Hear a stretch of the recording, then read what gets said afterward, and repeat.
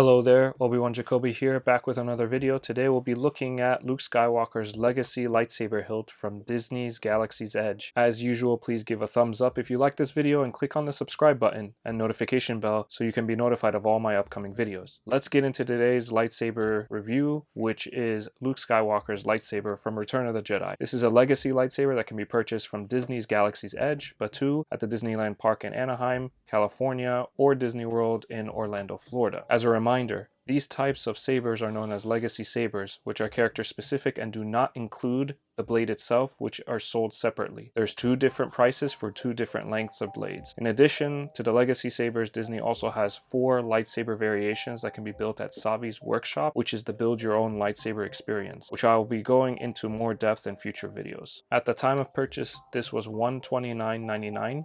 Now remember, Disney has been known to change their prices on their items in the park, so please keep that in mind if you're planning to try to get one. All of these legacy sabers come with the in-universe crates that carry the lightsaber hilts themselves. These crates have a logo specific to their character, and what's cool is that the logo color corresponds to the color of the character's blade. I do like these crates, but honestly, in my opinion, it's the weakest part of the whole package, as I mentioned in my last video, as they're made from a cheaper plastic and quality control isn't that great. Cases become a little finicky when you try to open them up. Here's a look at Luke Skywalker's Jedi logo, which is actually the symbol of the Rebel Alliance, which I found is a nice touch. And also the color is green, which is indicating the color of Luke Skywalker's blade. Here's a look at the size of the crate. Here's a look at the back side. And here's the bottom, where you can see the name of the character, which is Luke Skywalker, legacy lightsaber hilt, and a diagram of how to change out the battery pack. And then here at the time of purchase, you can see it's $129.99. If you press the button here and lift up, it will reveal the lightsaber hilt. For this particular lightsaber, if you lift up this container, it will reveal a second emitter.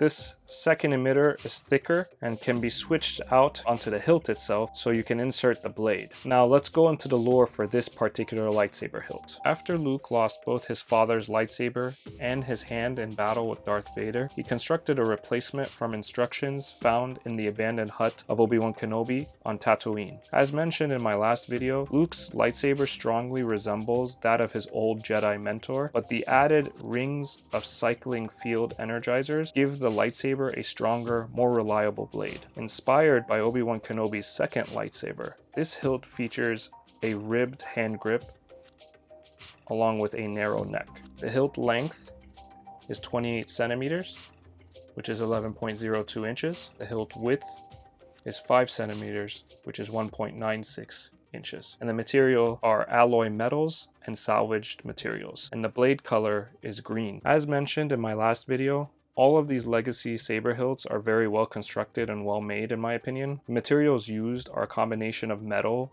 and high quality plastic that makes the hilt feel very sturdy and pleasant to hold in the hand. Luke Skywalker's in particular is slightly different in that Disney actually provides you with 2 blade emitters. One that's movie accurate and a thicker version that's not as accurate, but is needed if you want to insert a blade. Just like the Obi-Wan Padawan hilt, with the movie accurate emitter assembled, this hilt is one of the lighter legacy sabers, which I thought initially I wouldn't like, but it's actually nice to hold and it feels like it has good balance. With this one, it's slightly more bottom heavy. To switch the emitters, all you do is twist off and twist on the new emitter. With the emitter switched, the hilt becomes slightly heavier, but not by much. Here you have the button to turn on and off and activate the saber, and it's plastic, and as you can see it's kind of loose, though I haven't had any issues with it as of yet. Towards the bottom is the classic design in bronze and black, which as far as I can tell is movie accurate. Here you can see 2 arrows, a downward arrow which is green and an upward arrow which is red. These do not light up, and also according to pictures from the movie props and resources, it seems that these colors are inaccurate and should be reversed, with the green being on top and the red being on the bottom, which would make more sense to me. If you activate the blade, you would want it to be at green, and if you deactivate the blade, you would want it to be at red. I'm not sure if this is just my version or all the versions that are being sold by Disney. Maybe someone can comment below if they have the same issue. Here's a comparison between the two emitters. Clearly this one's a lot thicker than the movie accurate one. All of the chrome appears to be made out of metal, and all of the black made out of hard plastic. The button itself is plastic on the top here, and it seems to be resting on a metal piece. Towards the bottom, that they included a D-ring for the lightsaber clip, which I love. So you can put this on a belt clip to cosplay or whatever you would like. And down here is the speaker grill, and in order to switch out the batteries, you just twist. And I messed up in my last video. These actually take AAA batteries. Towards the top, with this emitter, you take out the plastic part, and this is where the blade is inserted. Now let's cut to a footage so you can see how the blade is inserted and how it looks like and sounds like.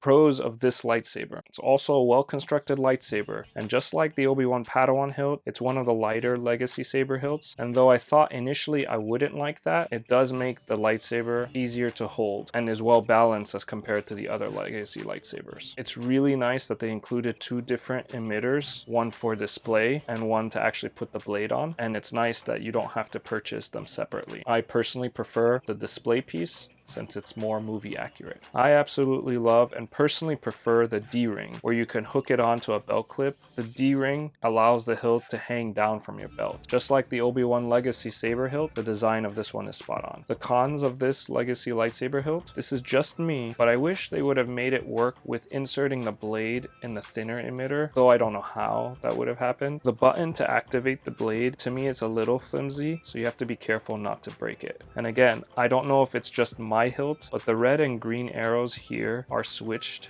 as compared to the movie prop, where the red arrow should be pointing down and the green arrow should be pointing up. Lastly, I think it would have been a nice touch if they were able to make these arrows light up, so I feel it was a missed opportunity from Disney. And you'll notice that the blade, when it's lit up, has striations in the dark. Also, when you hit the blade for sound effects, I noticed that it's not as sensitive in registering those hits. All in all, this is also one of the better legacy sabers that Disney has, along with the Obi-Wan hilt. As we can see the construction of his new lightsaber, this makes his skills complete, and indeed powerful as the Emperor has foreseen. Thank you so much for watching my videos. Please like and subscribe to the channel and hit the bell notification to be notified of all my upcoming videos relating to all I love, including Star Wars, comics, films, and video games. I also welcome feedback, so please feel free to leave a comment and any more Star Wars lore that's interesting to you. I appreciate the support from you all, and of course, this is the way. I have spoken, and may the Force be with you always.